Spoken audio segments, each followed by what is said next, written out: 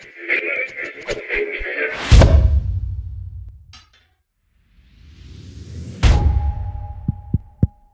this thing on?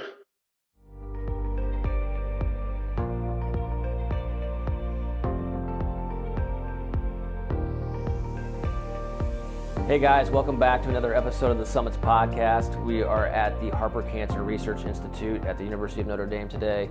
Our guest for this episode is Dr. Laurie Littlepage. Laurie is the Campbell Family Associate Professor of Cancer Research in the Department of Chemistry and Biochemistry at the Harper Cancer Research Institute here at the University of Notre Dame. Dr. Littlepage, thanks for joining us. Thank you for letting me. Absolutely. Thanks for inviting me. Why don't you provide our viewers and listeners a little background on yourself? Okay, so I've been here at Notre Dame since 2012, and before that I was a postdoc at the University of California, San Francisco. I grew up in a small town of about 2,000 people in Mart, Texas. Where's that at? It's near Waco. It's Okay. within like 20 minutes of Waco. Sure. Okay. And so, I grew up. I grew up going to summer programs at Baylor University in Waco. Then I went to the University of North Texas for high school. Okay.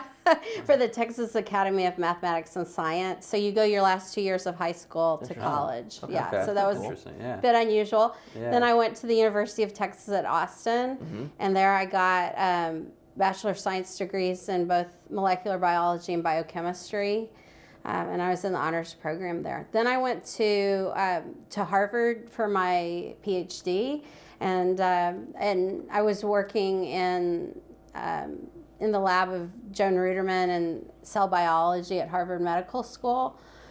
Then I went to UCSF for my postdoc with Dean Orb.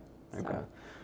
Was there any moment along the way that really kind of catapulted you into the realm that you're in now? Yeah, there have been things all along the way. So, I mean, when I was in fourth grade, my grandmother died of lymphoma, and so that it was at a very impressionable time for me. It really impacted me greatly, and I didn't want any people to have to go through that. Losing a family member, a very dear family member, of cancer. And so I was really committed since fourth grade of trying to work on cancer. And so then, along the way, then I was also interested in science and doing research. I had a lot of really incredible summer program opportunities to do research, along the way, both in high school and college at the University of Texas. And then after that, then I actually went to Toronto for a year and a half and worked in a lab there. So I had a lot of summer program opportunities that inspired me, but it stems from my grandmother having cancer and dying of that. So for me, working on cancer research is definitely personal. And it's about the patients, so trying to help the patients. Yeah. Do you feel like that personal aspect creates just an additional level of passion to continue to drive to what you're working on? Absolutely. And, and I think all of us know people with cancer or have family members with cancer, and I do too. I mean, every few years, a new person that's really dear to me gets cancer. My father had prostate cancer before he died, and then I have other close family members too, including my husband, and so we have a lot of cancer, and each one of those personal experiences have really, shown to me what it's like to be a cancer patient going through treatment, and realizing that there are a lot more decisions that, as a scientist, that when we're designing experiments. A lot more decisions than I would have thought, just as a scientist. Sure. So that personal aspect has definitely influenced my research, trying to do experiments that will be impactful to patients. Yeah. And sometimes they're not the fanciest experiments, but they're the most, the ones that will have impact in the near term and that do need to be done. But then we also, of course, are trying to think outside the box too, into areas that will be impactful that people are not studying now too. Yeah. So. Well, speaking of projects, we were happy to collaborate with you recently through our Catherine Peachy Fund to establish the Catherine Peachy Excellence Fund for Breast Cancer Research.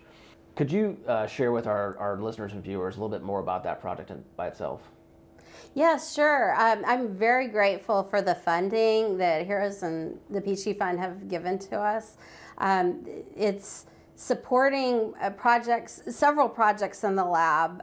The main project is focused on, it's a metabolism project in which we're trying to understand how the metabolism of the cancer cells and the microenvironment affect cancer progression and metastasis. But then for our other projects too, we will use equipment that we're purchasing. And so some of the equipment, like we got a new microscope, we got a new mouse model that'll be really important in trying to understand the role of this gene called aquaporin 7. It's a water and glycerol channel protein, so it regulates how these will get into the cell, and that has big implications into the metabolism of the cells. And it ties in with obesity also. So we're hitting on a lot of really important themes with that research, and in the other projects that we do in the lab too. Then we'll use that, and we're also getting a new gel plate reader that will have a lot of functions that we don't have in the building currently. So cool. It's very exciting. Yeah. Dr. Littlepage did say that we could go play with the microscope after this. Yeah, sure. I don't trust ourselves, let alone. No, I wouldn't put that in our hands. Yeah. We're not trained professionals by any means. Well, Laurie, as you know, one of the cornerstones of this podcast is talking about cancer stories, and we all have multiple, unfortunately. What is one of your cancer stories? Yeah, so, definitely my grandmother dying of cancer, that left such an impact on my life. And, and I think about her every day and how it would have been great to have her longer. Sure. I think about when my dad was going through prostate cancer treatment, all the steps that he had to go through, and how, at each one of those steps, he had other diseases also, like, cardiovascular diseases that could potentially impact his progression too. And just all those decisions about his care, and, other closer family members, well, not my dad's pretty close, but other people too. My husband has been going through cancer recently, and so trying to get into clinical trials and trying to get the best care for him,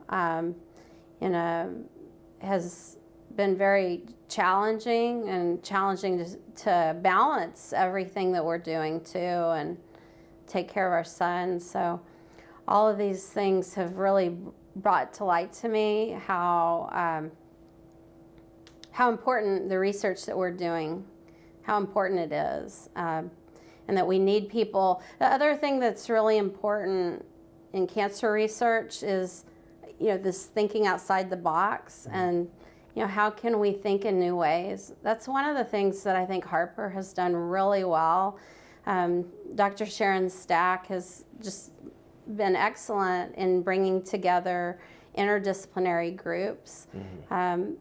So, like, we collaborate with engineers, clinicians, chemists, and we do it on a daily basis. So I do think we have a unique environment here to do this interdisciplinary research.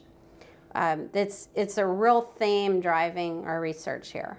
Yeah, we talked about that earlier with Dr. Stack, and I'm not a PhD nor MD, but it's almost like common sense, but I think it's great that collaboration, not only just within the confines of Notre Dame, but then also the collaboration with other institutions here in the state of Indiana.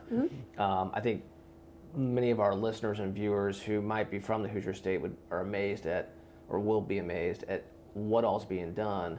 and it's not just at the IU School of Medicine. It's at multiple different sites. And if you would, can you talk any more about that? On the athletic field, we're competitors, right? But cancer doesn't care. No. Cancer doesn't care what school you're from or whatever your credentials are. How do you see that collaboration working amongst different institutions in a positive way? Yeah, there are, I do think in Indiana, like you're saying, in Indiana, our institutions do really work together very well. We have infrastructure like the Indiana CTSI that will engage people from the different institutions to do research, and so it's just like funding mechanisms really help. I mean, you guys are helping a lot with your support and the things that you're doing too. All these efforts that help organize us together and in a sense can force some of these collaborations and matchmaking to help us know about each other. I'm also associated with Indiana University School of Medicine through the breast cancer program and and ongoing programs there. So that means that I get to meet those faculty members and have opportunities to talk with them. They've been those interactions have been really instrumental to me in seeing directions I can go with my research and supporting me in many different ways. So those are wonderful opportunities. Harper itself is a collaboration. So in this building that we're in, it's both Notre Dame and Indiana University School of Medicine at South Bend faculty. Okay. And so it's half and half basically. Mm-hmm. So we have people from both institutions and we work together, and the people who are funded by Harper projects, then they are both institutions, even sharing rooms and space. Yeah. So all of these things are shared the lunchroom. Yeah. So all of these things have been impactful in integrating our science and getting us to interact, right? Yeah. That's awesome. That's great for Hoosiers as well as people beyond the state of Indiana. Anything that you would want our viewers to know about your research or Harper in general? The main takeaway for Harper that I want to get across is how unique the opportunity is that we have here to do interdisciplinary research. I do think a lot of institutions are doing this, but this is something that we actually do well, and it's we have had opportunities to develop these interactions, and they're deep collaborations now. We write grants together and papers routinely, have joint meetings, things like that, and that have been really important in developing these collaborations. Yeah, awesome. Well, we know you have a lot on your plate, both personally and professionally. We thank you for your time this morning. Guys, thank you for joining us on this episode of the Summits Podcast. We appreciate you. Don't forget to hit that like button, subscribe, hit the little notification bell, and don't forget, beat cancer.